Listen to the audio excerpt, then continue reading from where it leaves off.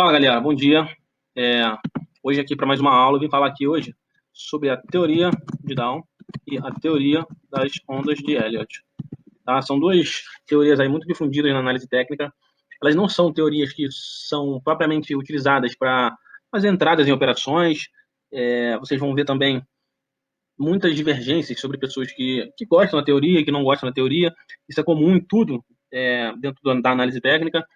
O que eu já adianto para vocês é que se se vocês se adaptarem, se vocês gostarem do que será falado, estudem, procurem praticar bastante e tentar encaixar no operacional de vocês, se for o caso, tá? Mas nem tudo é 100% verdade absoluta, tá? Vocês têm que tentar encaixar com a forma de pensar de vocês. Então, dando início aqui, a teoria de Dow, ela não é, como eu falei, ela não é usada como indicador ou ferramenta de entrada em operações, mas ela ajuda a entender. Ela é o fundamento para outras ferramentas, como, por exemplo, Fibonacci, que a gente vai estudar mais à frente. E ela ajuda a entender, principalmente, o momento do mercado, tá? O momento, o contexto do mercado, em que situação o mercado se encontra. Eu utilizo principalmente para isso, tá? E vou falar um pouquinho da história aqui da teoria de Down. O pioneiro foi Charles. Estou escrevendo pioneiro. Foi Charles Henry Down. Ele foi o jornalista americano que criou uma empresa chamada Dow Jones Company. Foi o primeiro a estabelecer o preço médio de um conjunto de ações. Isso é muito interessante, tá? Preço médio em um conjunto de ações, dando origem aos índices. Dando origem aos índices, que a gente consegue ver muito frequentemente hoje em dia em diversas bolsas ao redor do mundo, tá? Os principais índices, os mais famosos índices criado lá pelo Charles Dow foram Dow Jones, os índices Dow Jones Transportation, meu Deus, e Dow Jones Industrial.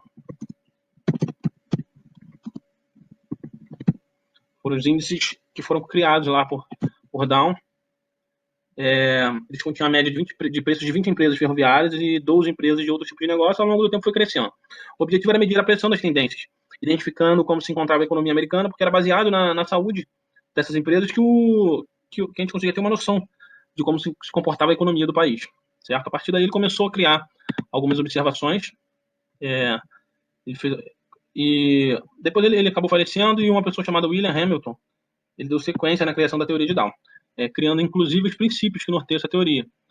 O primeiro princípio é o seguinte: os preços descontam tudo, tá? O que isso quer dizer?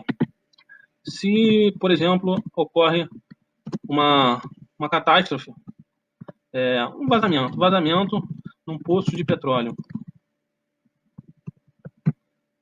essa notícia se espalha e automaticamente o preço das ações da Petrobras,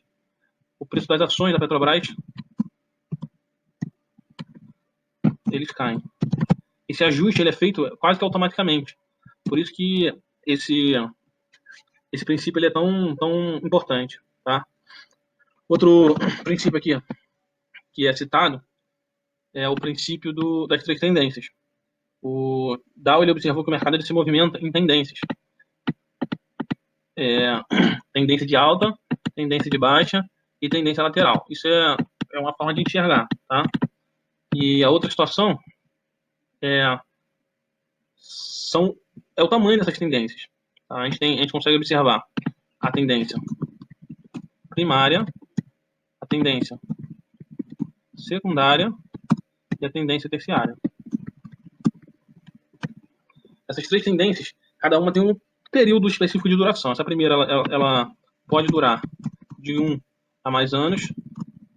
Essa daqui, alguns meses. E essa daqui, semanas a meses. Isso aqui é só para ter uma base, não é uma regra fixa também. Tá? São movimentos longos, são movimentos medianos, movimentos mais curtos. E a gente consegue ter uma noção de qual tendência está observando isso. Outro princípio da teoria de Dow são as fases de mercado. Okay? O mercado de alta ele tem as seguintes fases: acumulação, É a primeira fase do mercado de alta, onde investidores que são muito experientes, eles compram de vendedores ruins, tá? Aqui o público em geral está fora do mercado, e mesmo com relatórios ruins, análises pessimistas das empresas, os insiders, aqueles players que têm informações privilegiadas, eles já começam a comprar, começam a movimentar o preço, ok? A segunda fase é a alta moderada, onde entra mais volume de negociações, traders experientes, os mais experientes ganham muito dinheiro, e o mercado está mais promissor, pessoas com uma certa experiência já começam a entrar também no mercado, e o mercado começa a se movimentar também, elevando o seu nível de preço. E aqui, por fim, é o excesso de alta, tá? Ou estouro. Aqui, quando as notícias estão espalhadas, todo mundo já está tendo acesso a essas informações e, consequentemente, o preço já está caro, tá? É a hora que começam a ocorrer as correções mais profundas, beleza? Na fase de baixa, na fase de baixa do mercado, é muito parecido, tá? O que ocorre? Primeira fase é a distribuição, onde investidores que estavam posicionados começam a realizar lucro, o preço já começa a cair, tá? Os investidores que entraram atrasados, investidores atrasados, vem seu lucro não ser realizado, vem prejuízo na entrada, então eles começam a sair também para tentar pegar o mínimo de prejuízo possível. Aí o preço ele começa a cair novamente e vem a fase do pânico. Na fase do pânico,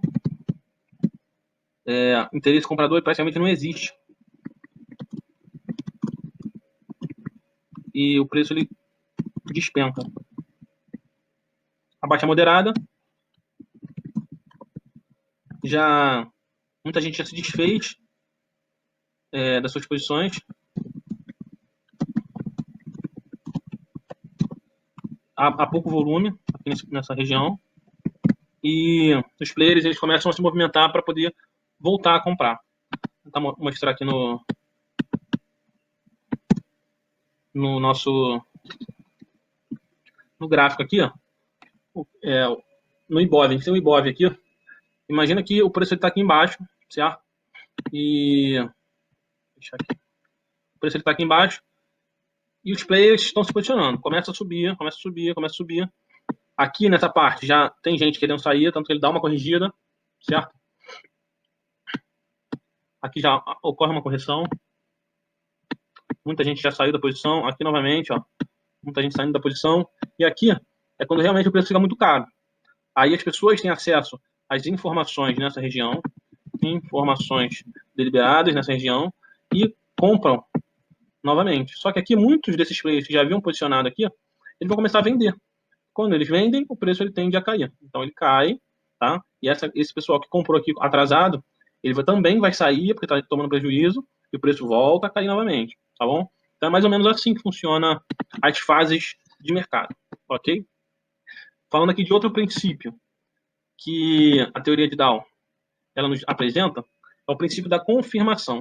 O princípio da confirmação ele mostra o seguinte: se eu tenho um índice que eles são correlacionados e esse índice ele está fazendo um movimento de subida, certo?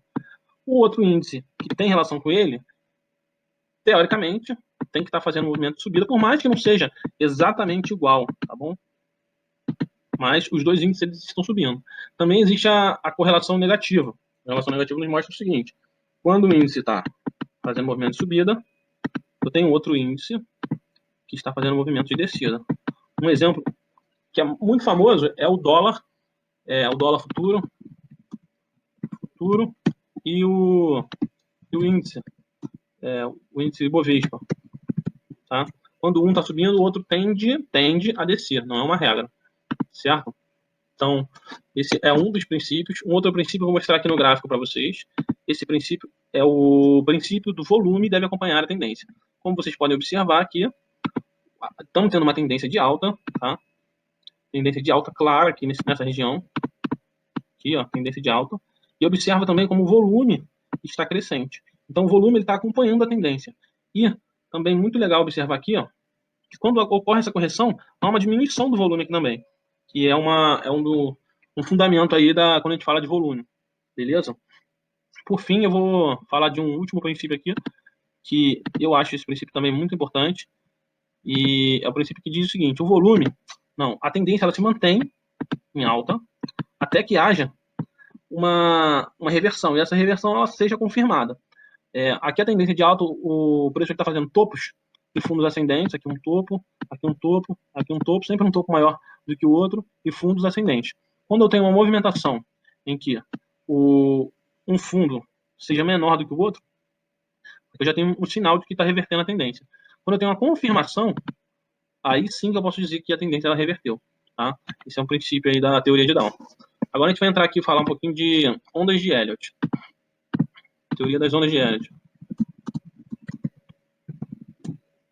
Um economista norte-americano chamado Ralph Nelson Elliott foi o criador dessa teoria.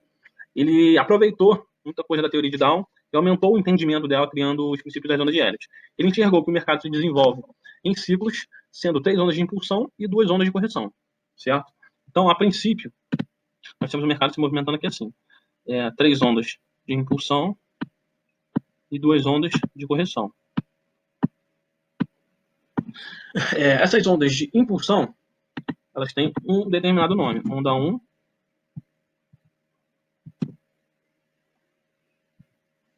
onda 3 e a onda 5. As ondas de correção, elas são chamadas de onda 2 e onda 4. Tá? Esse aqui ele forma uma pernada de impulsão só, mesmo tendo essas correções no meio. Quando a gente for ver o ciclo completo, ele também é formado pelo seguinte, ó, os movimentos corretivos, que são formados por 3 ondas: a onda A, a onda B e a onda C. Então a gente tem aqui a pernada de impulsão e a pernada de correção, formada pelas ondas A, B e C, ok? E logo um ciclo completo das ondas de Elliott, eles têm 8 movimentos. 8 movimentos. É um ciclo completo. Ondas 1 a 5 e ondas A, B e C. Que compõem o ciclo completo, tá? Vou explicar um outro conceito aqui muito interessante também. Esse conceito é denominado fractal. Fractal. Esse conceito ele tem que ser observado pelo seguinte: como eu falei, o mercado se movimenta em tendências. A gente tem as tendências primárias, secundárias e terciárias. Só que, se eu for observar um gráfico de um ano, dentro do gráfico de um ano eu tenho uma tendência secundária. Essa tendência secundária ela vai se movimentar aqui dentro de uma pernada, de uma onda, de diversas formas. Então eu tenho aqui, ó, de repente, um ciclo quase completo aqui, ó, dentro dessa onda 1, com 5 ondas, tá? E dentro dessa tendência secundária aqui, eu posso ainda ter uma tendência terciária. Eu posso não, com certeza eu vou ter. Aqui, ó, uma onda 1, uma onda 2, 3, 4, 5. Dentro de uma pernada da tendência secundária que está dentro da pernada 1, da onda 1 da tendência primária. Tá? Esse conceito é um conceito chamado conceito fractal. É um conceito importante. Tem que ser observado, porque, por exemplo, se eu tenho aqui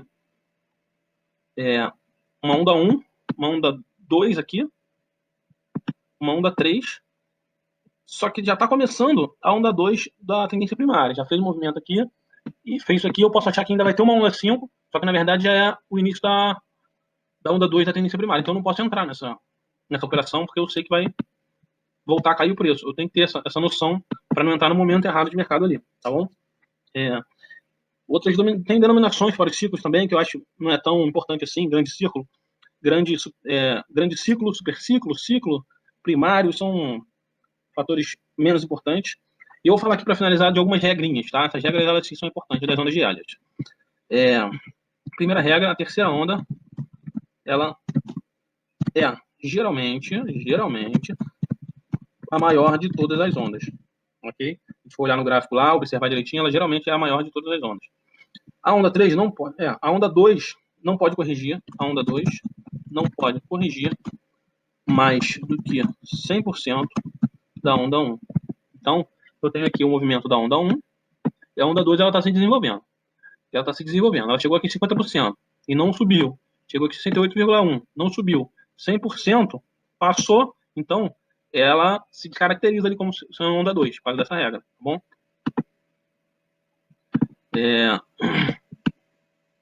Terceira regra aqui, ó. A onda 2 e a onda 4, ou a onda 4, a onda 2 ou a onda 4, elas, uma das duas serão complexas, ok? Sendo uma ou outra, nunca as duas. O que isso quer dizer? O mercado está se movimentando, ele não forma uma reta certinha assim. Ele vai subindo, fazendo pequenos zigue-zagues, e ainda assim a gente considera como uma onda só. Está subindo, fazendo zigue-zagues. Essa é uma onda só. Ele começa a cair, formando a onda 2, ainda bem padronizadinho aqui. Começa a subir novamente, formando a onda 3. Beleza. Quando for formar a onda 4, se a onda 2 for uma onda linear, muito bem visível, geralmente a onda 4 ela vai ser um pouquinho mais complexa. Ela vai ter os movimentos de falso rompimento, certo? Até que forme a onda 5 novamente. Então, esse desenvolvimento aqui da onda 4 ele vai ser um pouquinho mais complexo, ele não vai ser tão claro, de repente vai ser um movimento lateral ou uma queda. Isso pode acontecer aqui na onda 4 ou aqui na onda 2, tá? Se acontecer em uma, não vai acontecer na outra, beleza? Tem que observar bem o ciclo ali para não haver confusão. Ia apagando aqui, mas não consigo recuperar aqui. Tá. Ainda faltam mais duas regrinhas aqui para eu mostrar para vocês. Só apagar aqui esse desenho. A onda 4, a onda 4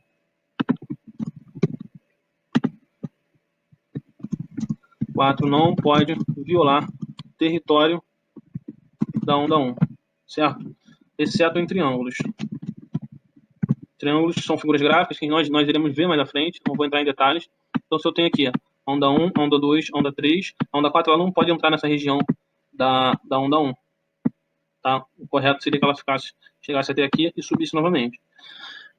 Exceto em triângulos. Quando ele fala exceto em triângulos, é o seguinte, essa correção aqui, ela pode se dar da seguinte forma. A gente teve a subida aqui da onda 3, essa correção ela pode acontecer assim, ó. Como eu falei, às vezes nem sempre é tão direta, às vezes ela é complexa. Isso aqui forma um triângulo.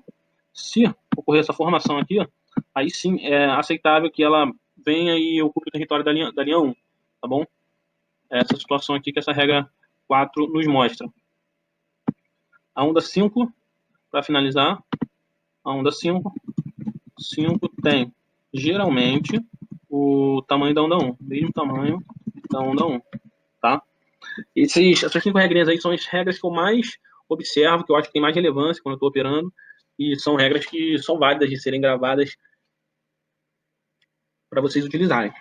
Certo, pessoal? Então, fica aí minhas observações, o que eu acho de importante mesmo, que são fatores que podem e devem ser levados em consideração na hora de vocês operarem. Muita coisa é pouco prática, é mais para você obter conhecimento, entender bem a teoria, mas eu não acho que vai ser utilizado tão constantemente, então por isso que eu preferi não passar mais a fundo e para não me alongar tanta aula.